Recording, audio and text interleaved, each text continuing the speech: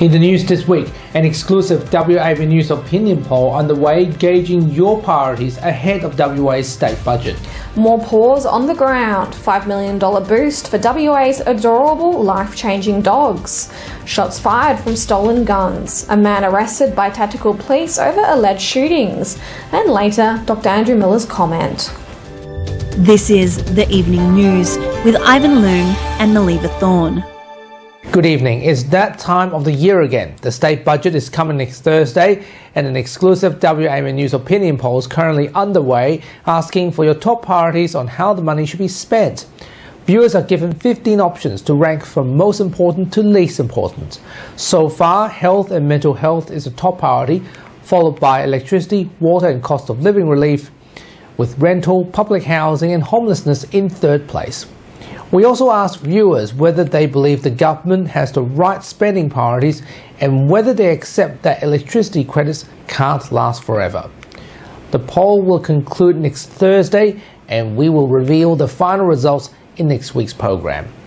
Joining us now is AMA WA President Michael Page for his reactions to the early results. Michael, thanks for being here in such short notice. Health and mental health have always been top of the chart for the last 5 years since this poll began. It's a long-term issue. What do you think the initial results mean to you? Oh, look, it doesn't surprise me at all, Ivan, that health remains at the top of people's list of concerns and list of wishes that our governments really sort out. And the fact is that things aren't improving with our health system, and I think that's why it remains such a priority. And in fact, you know, you can't get any higher than the number one priority, but I suspect for many people, the gap between health as a priority and everything else is probably widening because our health system continues to slide into decline, because the public hospitals are becoming more and more dilapidated. Our population continues to grow. Our population continues to age and increase in its complexity of healthcare needs, and yet the healthcare system is clearly not keeping up. The public hospital system doesn't have enough beds. That's blind Freddie can see that. That's why we have ramping, increasing every time the statistics come out. And people with private health insurance, which of course I encourage for people to have private health insurance if they can afford it and if they choose to do so.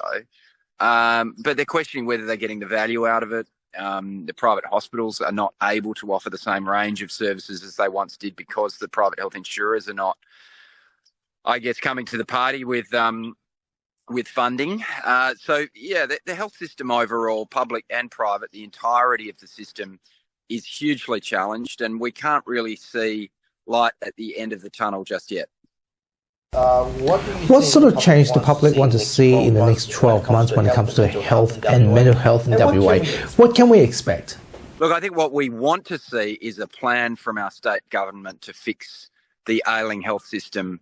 We've not yet seen any real ambition from the state government to fix the problems that again are staring at it in the face with respect to healthcare system capacity. And so I think that's what the public should demand. The public should demand the government comes through with a real plan for fixing our health system.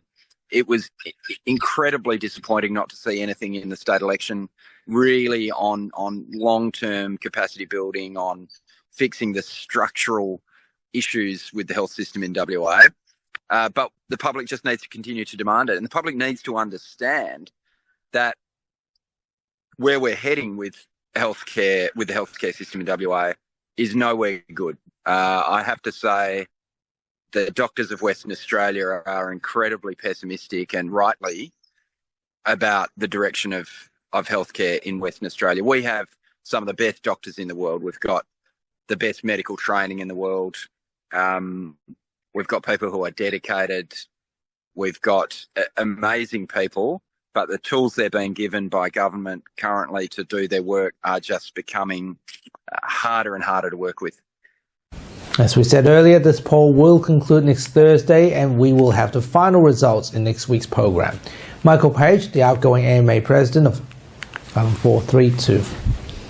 As we said earlier, this poll will conclude next Thursday and we will have the final results in next week's program. Michael Page, the outgoing AMA WA President, thanks for your time this weekend. My pleasure. Guide Dogs WA has helped over 150 disabled Western Australians gain back their independence and confidence. The Cook Labor government has announced another $5 million towards further expanding their local breeding and training program ahead of this year's state budget. Paige Reid spends a morning with the bundles of joy. Guide Dogs WA's world-class breeding and cadet program will continue to grow with the latest government investment of $5 million.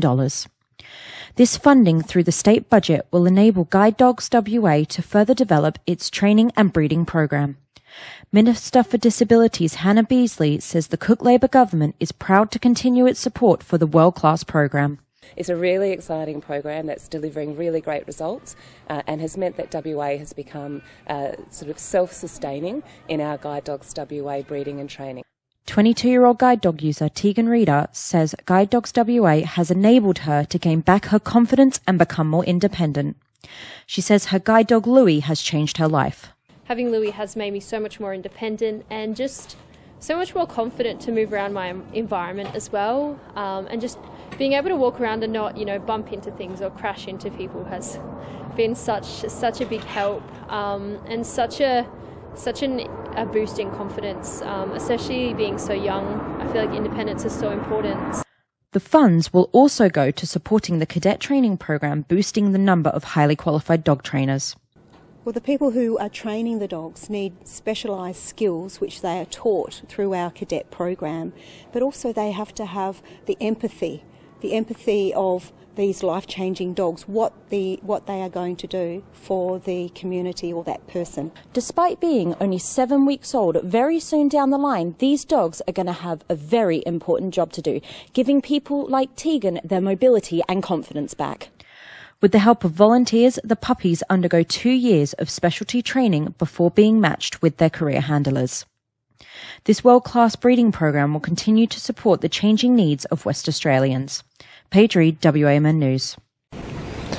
With the WA state budget set to be handed down next Thursday, opposition leader Basil Zemplis has criticised the government for what he described as a lack of meaningful cost of living support and inaction for the state's housing crisis. Speaking to the media this week, Mr. Zemplis says many West Aussies are facing the double whammy of rising power bills and unaffordable housing, with low-income families, young people and seniors among those hardest hit. He pointed to upcoming power price increase and the end of electricity credits as adding further pressure to household budgets, estimating families may have to pay around $500 more per year. A man in the Wheatbelt has been arrested and charged in relation to a number of crimes involving a stolen firearm. At around 5:30 p.m. on Wednesday, police received reports of the man entering a property on the Great Eastern Highway in Gooley, approximately 15 kilometres east of Southern Cross. Police allege that a firearm was stolen and that shots were fired in the area shortly after. There were no reports of injuries or damage to the property at the time. The Tactical Response Group, Regional Operations Group and Police Air Wing were deployed to assist local police. The alleged stolen firearm was later located and seized, with investigations ongoing. The 31-year-old Carey Park man remained in custody and appeared before the Perth's Magistrates Court on Friday. Premier Roger Cook and Deputy Premier Rita Saffioti visited the Stevenson Avenue Freeway Interchange construction site this week to highlight the $113.4 million investment in congestion-busting road upgrades across Perth's northern suburbs, set to be unveiled in next week's state budget. The centrepiece of the funding package is a $70 million initial investment of the new grade separated interchange at Erindale Road and Reed Highway. The full project, estimated to cost $450 million, will be jointly funded by the state and Commonwealth governments, each contributing $225 million. Construction is scheduled to begin in 2028 to 2029. The intersection has been identified as the most congested in the state, with delays costing West Australian economy an estimated $21.3 million in 2023 to 2024 financial year. Traffic volumes through the intersection have grown by around 10% since 2019 and are forecasted to reach 111,000 vehicles per day by 2054. A former WA racing industry worker has staged a bold protest to expose alleged abuse within the sector. Emily Quatermain, a former jockey, track rider and foreman, protested outside Racing and Wagering WA in Osborne Park wearing only her underwear, calling attention to claims of sexual abuse, particularly against women and young girls. She alleges the industry silences victims, prioritises its image and penalises whistleblowers, including herself. Quatermain says she was disqualified due to her advocacy and is calling for major reforms, including a participants' protection policy, mandatory reporting of child abuse allegations and an independent inquiry into Racing and Wagering WA. She accuses the organisation of having excessive authority, including powers to seize devices without a warrant. Quatermain hopes her protest will spark political action and support from Racing Minister Paul Papalia. Racing and Wagering WA did not respond to WAMN News' request for comment by the deadline. I think a lot of it comes down to there's a lot of people in this industry, not all, but there is a lot of people in this industry sitting in the top that run this industry that unfortunately may have an authority complex. I found it very difficult to prosecute officials in this industry, and I think that they just think they are a law unto themselves and they can do as they please. I believe they prioritise the image of the industry above the integrity of the industry, and that is what has also been reported to me by previous racing and wagering officials of the industry. And now here's Dr. Andrew Miller with his weekly medical and news commentary. Hi, thanks for your time. Sometimes in our community we find ourselves having the same arguments over and over again. One of them is about smoking. We see at the moment the New South Wales Premier is suggesting perhaps we can reduce tobacco excise because not many people are smoking anymore now that the cost of the cigarettes are around $35 to $45 a packet. A lot of people just find it completely unaffordable.